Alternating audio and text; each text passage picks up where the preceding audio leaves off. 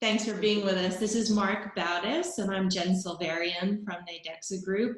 And Marc has graciously agreed to come on and interpret the jobs report. And it's always nice to have somebody that follows the markets closely interpret what we're seeing. Marc, I feel like when this report comes out the first Friday of every month, it's kind of like Groundhog Day, where we're waiting to see, like, what are the numbers doing? Did the groundhog see a shadow? Did he not see a shadow? Are we in for another 6 months of recession? Or, what can we expect? And it's, as usual, cloudy. Some good news, some bad news. Why don't you start by telling us what the major headlines are? Sure. Yeah. So I think, like you said, this report comes out once a month by the Department of Labor. And what it does is it covers unemployment numbers, jobless numbers, and of all the statistics reports that come out, this one is probably the most widely anticipated. It gives an indication of what's going on in the economy, what's going on with companies hiring, and especially obviously in these uncertain times with the pandemic, people are really tuned into it and want to see, how are we coming out of this? How is the recovery going to look? How is it happening? So, report came out this morning. I think it was, for the most part, it was positive and good news. There was 1.8 million jobs that were added in July, which brought the unemployment rate down to about 10.2 million people unemployed. And you look at that and you say, oh, that's obviously a big number, especially when you compare it to February, when we were in the 3 millions. But if you look at what happened in April, what happened in May, we're definitely on the trend upwards. So I think it was definitely positive news today. I feel like that may not be the whole story, though. I mean, yes, I agree. We added more jobs. We're still, I think I read, we have 13 million jobs less than we did in February. Yeah. Which is, still a historic high. I think there are a number of other things that cause me to wonder if we're if we're moving out of the woods yet. And one of those is the stimulus package that's on the table and the expiration of the extra $600 a week in unemployment benefits that happened at the end of July. What could be the implications of that? Sure. So I think if you look at a high level where we are with that 10 million unemployed, and even though it is a big number compared to where we were, if you take into account what's happened with the economy and how we've had a complete shutdown in this country, it's actually we're not that bad of a state. I think the reason why, there are a couple of reasons why. One of them is monetary policy and some of the things the Fed has done, but also the CARES Act and the stimulus package that have come out over the past couple months, where there was money being pumped into the economy. There was money, there were one-time stimulus checks. There was a federal unemployment insurance. There were different loans and payroll relief offered to employers. And a lot of that has helped us keep the country keep their head above water and help consumers or people be able to pay their bills and get by. But what's happened is, and if we take into account specifically that $600 a month unemployment federal assistance, that expired July 31st. So we're 1 week into that, people no longer getting that extra benefit. We're about to see what's going to happen with that, and are people still going to be able to pay their bills? The good news is that there is on the table another stimulus package that may get passed, and we may again see another one-time $1,200 check. Also, we may see the return of that $600 federal unemployment insurance, whether it's retroactive to July 31st. I think a lot of it is still being ironed out, being worked on the political side. But I think that is something that does need to get passed pretty soon.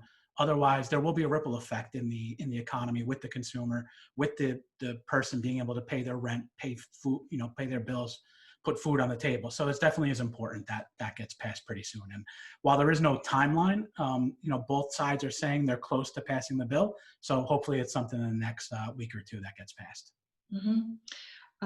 And I think that extra money contributed to more consumer spending, and the feeling is that if that goes away and people suddenly, I think the average unemployment benefit is something like $300 a week. Yeah.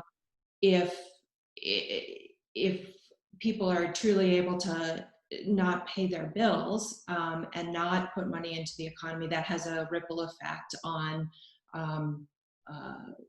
marketing and revenues of companies, and them in turn being able to keep people employed or create new jobs.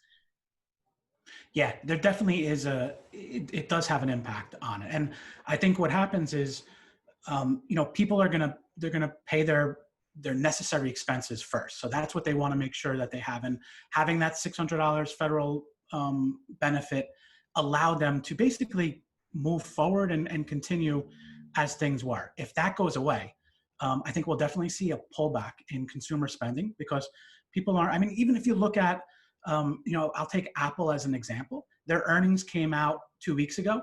Their revenues were up 10% from last year. And that's crazy when you look at the fact that we're in a pandemic, and Apple, which you would think, okay, that's upgrading my phone or buying a new phone is a luxury item. People are still moving forward with that.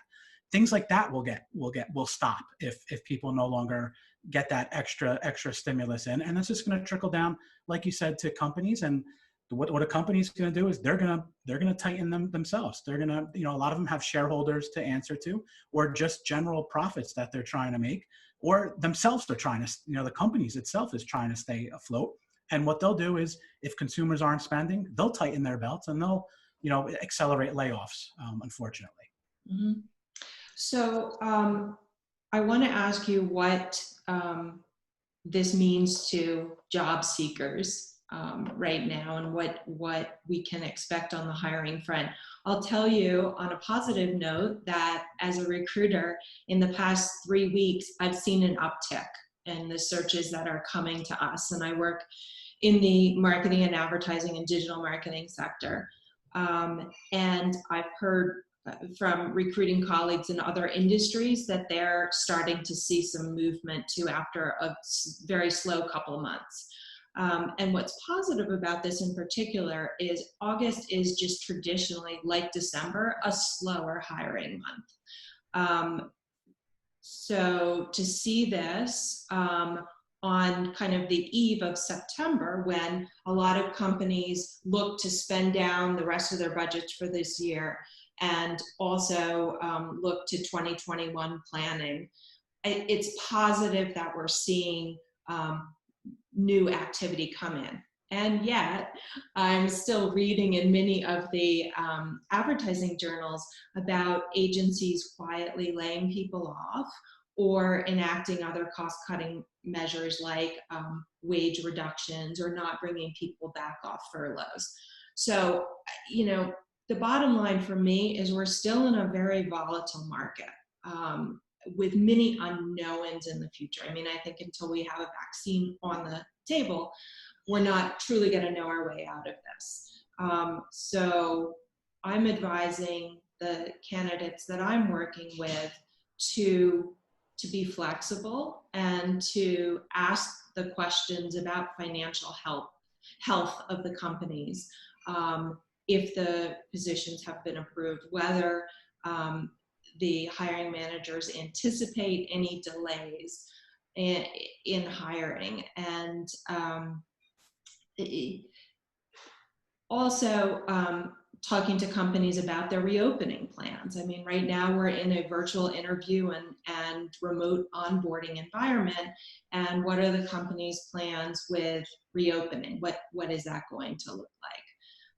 So I think the bottom line for me is caution and flexibility.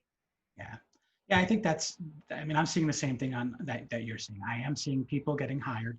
So companies are definitely, putting their toe back into the water of hiring people. You know, even one of the statistics that's showing that things are getting back to normal, even if it's slowly, is that employee hours, public transportation, retail foot traffic, it's at about 60% of where it was a year ago. So it is moving forward. But like you said, I also do see companies that are taking this time to look and see if can they have any, you know, can they move forward any plans of efficiency, and there are layoffs that are happening. But for the worker, for the candidate, someone looking for a job, I wouldn't be discouraged. Companies are hiring, but it's important that they do their due diligence on their side too, and really scrutinize the company and make sure that company's going to be around in a couple months, for one. But also, what does their reopening plan look like? What does their recovery plan look like? And, you know, and ask the questions and make sure it's a fit for what they're trying to do. But the opportunities are starting to come out. Mm-hmm. Well, thanks. I'm glad to hear we're on the same page. And I appreciate you taking time to be with us today. Let's hope the trend continues as it has, and we continue to add more jobs. It's certainly feeling a lot better than it did back in April, May. Definitely. Yeah, thanks for having me on, Jen. You bet.